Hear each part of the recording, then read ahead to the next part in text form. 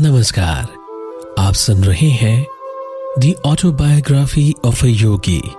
हम शुरू कर रहे हैं दी ऑटोबायोग्राफी ऑफ अ योगी का 6वां प्रकरण, जिसका नाम है बाघ स्वामी। मैंने बाघ स्वामी का पता खोज निकाला है, चलो कल उनका दर्शन किया जाए। यह स्वागतार्ह प्रस्ताव हाई स्कूल के मेरे एक मित्र चंडी से मिला। अपने संन्यासपूर्ण जीवन में केवल अपने नंगे हाथों से बाघों के साथ लड़ने और उन्हें पकड़ने वाले इस संत का दर्शन करने के लिए मैं भी उत्सुक था। ऐसे असाधारण कार्यों के प्रति बाल सुलभ उत्साह मुझ में भरपूर था। दूसरे दिन प्रातःकाल बहुत ठंड पड़ रही थी, पर मैं चंडी के साथ अत्यंत उत्साह और स्फूर्ति के साथ चल पड़ा। कोलकाता के बाहर भवानीपुर में बहुत देर तक व्यर्थ खोज करने के बाद हम ठीक घर पर पहुंच गए। दरवाजे पर लोहे की 2 गोलाकार कड़ियां लगी हुई थी। मैंने उन्हें बहुत जोर जोर से खटखटाया। उस कर्ण कर्कश खटखटाहट को सुनकर भी एक नौकर अंदर से धीरे धीरे आराम पूर्वक चलता हुआ हमारी ओर आया। उसकी व्यंग्यात्मक मुस्कान इस बात का द्योतक थी कि शोर मचाने वाले आगंतुक भी एक संत के घर की शांति भंग नहीं कर सकते। उसकी मौन भर्त्सना को हमने अनुभव किया, पर बैठक में आने के लिए आमंत्रित किए जाने पर चंडी और मैं उसके प्रति कृतज्ञ थे। वहां लंबी प्रतीक्षा हम लोगों के मन में शंका कुशकाएं उत्पन्न करने लगी। सत्य की खोज करने वाले के लिए भारत का अलिखित नियम है धैर्य। संत महात्मा कभी कभी जानबूझकर दर्शनार्थी की उत्सुकता की परीक्षा ले सकते हैं। पाश्चात्य डॉक्टर और दंत चिकित्सक इस मनोवैज्ञानिक कूटनीति का भरपूर प्रयोग करते हैं। अंततः नौकर द्वारा बुलाए जाने पर चंडी और मैं एक शयन कक्ष में गए। वहां सुविख्यात सोहम स्वामी अपने पलंग पर बैठे हुए थे। उनके भीमकाय शरीर को देखकर हम दोनों के मन पर अद्भुत प्रभाव पड़ा। आंखें फाड़े हम अवाक उनकी ओर देखते रहे। वैसी विशाल छाती और फुटबॉल की तरह बाजुएं हमने कभी नहीं देखी थी। अत्यंत मजबूत भरी गर्दन पर स्वामी जी का उग्र दिखने वाला परंतु शांत मुखमंडल, मूंछ, दाढ़ी और झूलते केशों से सुशोभित था। उनकी काली आंखों में कबूतर एवं बाघ समान गुणों का मिला जुला संकेत चमक रहा था। दृढ़ मांसल कटी प्रदेश को घेर कर पहने हुए एक व्याघ चर्म के अतिरिक्त उनके शरीर पर और कोई कपड़ा नहीं था। जब हमारी वाक शक्ति लौट आई, तब बाघों के साथ लड़ने में उनकी वीरता के प्रति आदर युक्त विस्मय प्रकट करते हुए मैंने उनका अभिवादन किया। क्या आप कृपा करके हमें यह नहीं बताएंगे कि वन्य पशुओं में सबसे भयंकर रॉयल बंगाल टाइगर को केवल अपने हाथों से परास्त करना कैसे संभव है? मेरे बच्चों, बाघों के साथ लड़ना मेरे लिए कुछ भी नहीं है। आवश्यकता पड़ने पर मैं आज भी वह कर सकता हूं। वे बच्चों के समान खिलखिलाकर हंसे। तुम बाघों को बाघ मानते हो, मैं उन्हें मात्र बिल्लियां समझता हूं। स्वामी जी, मैं अपने मन को तो विश्वास दिला सकूंगा कि बाघ बिल्लियां मात्र है, परंतु क्या बाघों को मैं वैसा विश्वास करा सकूंगा? निश्चय ही शक्ति भी आवश्यक है। केवल कोई बच्चा बाघ को घरेलू बिल्ली मान लेगा तो उसे बाघ पर विजय मिल जाएगी, यह मानना व्यर्थ है। मेरे शक्तिशाली हाथ शस्त्र के रूप में पर्याप्त हैं। उन्होंने हमें अपने साथ आंगन में आने को कहा, जहां एक दीवार के किनारे पर उन्होंने प्रहार किया। दीवार की एक ईंट टूटकर जमीन पर गिर पड़ी। टूटे हुए दांत की तरह बनी खाली जगह से आकाश दृश्यता पूर्वक झांकने लगा। मैं हक्का बक्का रह गया। सोचने लगा, जो आदमी एक ही प्रहार से दीवार में चुनी हुई ईंट को गिरा सकता है, वह अवश्य ही बाघों के दांत भी तोड़ सकता है। अनेक लोगों में मेरे समान शारीरिक शक्ति होती है, परंतु फिर भी उनमें दृढ़ आत्मविश्वास का अभाव होता है। जो शरीर से तो बलिष्ठ होते हैं, परंतु मन से नहीं।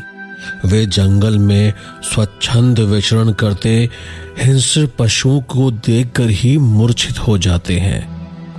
प्राकृतिक परिस्थितियों में वास करने वाला और अपने मूल हिंसक स्वभाव के अनुसार जीने वाला बाघ सर्कस के अफीम खिलाए गए बाघ से अत्यंत भिन्न होता है। भीम के समान प्रबल शक्तिशाली होते हुए भी अनेक व्यक्ति रॉयल बंगाल टाइगर के प्रचंड आक्रमण के सामने अत्यंत भयभीत और असहाय हो उठते हैं। इस प्रकार बाघ मनुष्य को उसके ही मन की कल्पना में एक साधारण बिल्ली की भयभीत अवस्था के समान स्थिति में डाल देता है। परंतु जिस मनुष्य में यथावत बलिष्ठ शरीर के साथ साथ अत्यंत दृढ़ निश्चय हो, वह इस परिस्थिति को बाघ पर ही उलट सकता है और उसे यह मानने पर विवश कर सकता है कि वह एक बिल्ली के समान ही आत्मरक्षा में असमर्थ है। कितनी ही बार मैंने यही किया है। मैं यह मानने के लिए पूर्णतः तैयार था कि मेरे समक्ष उपस्थित अति शक्तिशाली पुरुष बाघ को बिल्ली में रूपांतरित करने में समर्थ थे। वे कुछ उपदेश देने की मनस्थिति में प्रतीत हुए। चंडी और मैं आदर के साथ उनकी बातें सुनने लगे। मन ही मांसपेशियों को नियंत्रित करता है। जैसे हथौड़े के आघात की शक्ति उस पर लगाए गए बल पर निर्भर होती है, वैसे ही मनुष्य की शारीरिक शक्ति की अभिव्यक्ति उसकी आक्रामक इच्छा शक्ति की तीव्रता एवं साहस पर निर्भर करती है। मन ही अक्षरशः शरीर का निर्माण करता है और वही उसे जीवित रखता है। गत जन्मों की प्रवृत्तियों की प्रबलता के अनुसार अच्छे या बुरे स्वभाव गुण धीरे धीरे मानव चेतना में उतरते हैं। यह स्वभाव गुण आदतों में ढल जाते हैं और यह आदतें फिर एक वांछनीय या अवांछनीय शरीर के रूप में प्रदर्शित होती है। बाह्य दुर्बलता की जड़ मन में होती है और आदत से लाचार शरीर मन की अवहेलना करता है। इस प्रकार यह कुचक्र चलता जाता है। यदि मालिक नौकर की आज्ञा का पालन करने लगे तो नौकर निरंकुश स्वेच्छाचारी बन जाता है। इसी प्रकार मन भी शरीर की आज्ञाओं का पालन कर करके उसका दास बन जाता है। हमारे अनुनय पर यह तेजस्वी स्वामी अपने जीवन के बारे में हमें कुछ बताने के लिए सहमत हो गए। बचपन से ही बाघों से लड़ने की महत्वाकांक्षा मेरे मन में थी। मेरी इच्छा शक्तिशाली थी, परंतु देह दुर्बल थी। मेरे मुंह से आश्चर्योद्गार फूट पड़ा। यह अविश्वसनीय लगता था कि पृथ्वी का भार उठाने के योग्य कंधों वाले इस मनुष्य का दुर्बलता के साथ दूर दूर से भी कभी कोई परिचय रहा हो। स्वास्थ्य और शक्ति के चिंतन में अदम्य दृढ़ता द्वारा ही मैंने इस बाधा को दूर करने में सफलता प्राप्त की। इस प्रभावशाली मानसिक शक्ति की प्रशंसा करने का कारण और भी बढ़ जाता है, क्योंकि मैंने देखा है कि रॉयल बंगाल टाइगरों को पराजित करने वाली वस्तुतः यही शक्ति थी। स्वामी जी, क्या आपको लगता है कि मैं भी कभी बाघों के साथ लड़ पाऊंगा?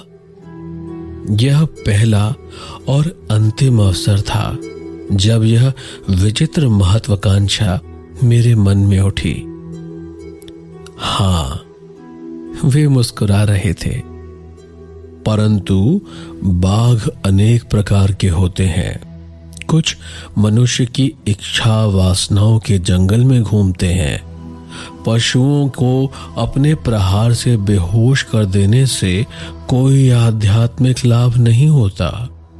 उससे अच्छा यह है कि अपने अंतर में घूमते उन बाघों को पराजित किया जाए। स्वामी जी, क्या आप हमें बताएंगे कि आप हिंसक बाघों को वश में करते करते हिंसक वासनाओं को वश में कैसे करने लग गए? बाघ स्वामी मौन हो गए। अतीत के दृश्यों को निहारने का प्रयास करती उनकी दृष्टि सुदूर कहीं लग गई। मैंने भाप लिया कि उनके मन में मेरे अनुरोध को स्वीकार करें या ना करें, इस पर थोड़ी उथल पुथल चल रही थी। अंत में मन ही मन स्वीकार करके वे मुस्कुरा उठे। जब मेरी कीर्ति चरम बिंदु पर पहुंच गई, तब मुझे गर्व का नशा चढ़ गया। मैंने तय किया कि मैं न केवल बाघों से लड़ूंगा, बल्कि लोगों के सामने उनसे विविध कर्तव्य भी करवाऊंगा। मेरी महत्वाकांक्षा ही यह बन गई कि मैं हिंसक पशुओं को पालतू जानवरों की तरह बर्ताव करने पर विवश कर दूंगा। मैं सार्वजनिक रूप से अपने कर्तव्य दिखाने लगा और उसमें मिलने वाली सफलता से मुझे खुशी भी होने लगी। एक दिन शाम को मेरे पिताजी अत्यंत चिंतातुर मनस्थिति में मेरे कमरे में आए। बेटा, मैं तुम्हें सावधान करने आया हूं। कर्म की चलती चक्की से उत्पन्न होकर आने वाले अमंगलों से मैं तुम्हें बचाना चाहता हूं। क्या आप भाग्यवादी हैं पिताजी? अंधविश्वास से क्या मेरी गतिविधियों के शक्तिशाली प्रवाह को अवरुद्ध होने देना चाहिए? मैं भाग्यवादी नहीं हूं बेटा, परंतु पवित्र शास्त्रों में कहे गए प्रतिफल के नियम में मेरा विश्वास है। जंगल परिवार में तुम्हारे विरुद्ध आक्रोश व्याप्त है। यह आक्रोश कभी भी तुम्हारी जान के लिए खतरा बनकर सामने आ सकता है। पिताजी, आप मुझे आश्चर्य में डालते हैं। बाघ क्या होते हैं आप अच्छी तरह जानते हैं। सुंदर परंतु निर्दयी। कौन जाने मेरे प्रहार उनके ठोस बुद्धि में शायद कुछ उदारता के विचार भर सके। उन्हें सभ्य शिष्टाचार सिखाने के लिए ही मैं जंगल विद्यालय का प्रधान अध्यापक बना हूं। पिताजी, कृपया आप मुझे बाघों को पालने वाले बाघ पालक माने, बाघ हत्यारा नहीं। मेरे ये सत्कर्म मेरा अनिष्ट कैसे कर सकते हैं? मैं आपसे प्रार्थना करता हूं कि आप मुझे अपने जीवन का मार्ग बदलने की आज्ञा ना दें। चंडी और मैं ध्यानपूर्वक सुन रहे थे और अतीत के इस धर्म संकट को समझ रहे थे। भारत में कोई संतान अपने माता पिता की इच्छाओं का अनादर नहीं करती। बाघ स्वामी आगे कहते गए, निर्विकार मौन में पिताजी ने मेरा स्पष्टीकरण सुना। तदुपरांत उन्होंने गंभीरता पूर्वक एक रहस्योद्घाटन किया। बेटा, तुम मुझे एक संत की अमंगल सूचक भविष्यवाणी दोहराने पर विवश कर रहे हो। कल जब मैं बरामदे में बैठकर नित्य की भांति अपना ध्यान कर रहा था, तब वे मेरे पास आए। मित्रवर, मैं आपके युद्धप्रिय बेटे के लिए एक संदेश लेकर आया हूं। उससे कहिए कि वह अपनी बर्बर गतिविधियां बंद कर दे, अन्यथा बाघ के साथ उसकी अगली लड़ाई में उसे अनेक दुसाध्य घाव होंगे, जिससे 6 महीनों तक वह मरणासन्न अवस्था में पड़ा रहेगा। तब वह अपना पुराना मार्ग छोड़कर सन्यासी बन जाएगा। संत की इस अमंगल सूचक भविष्यवाणी के बाद क्या बाघ स्वामी के जीवन में कोई बदलाव आया? जानने के लिए सुनिएगा अगला एपिसोड।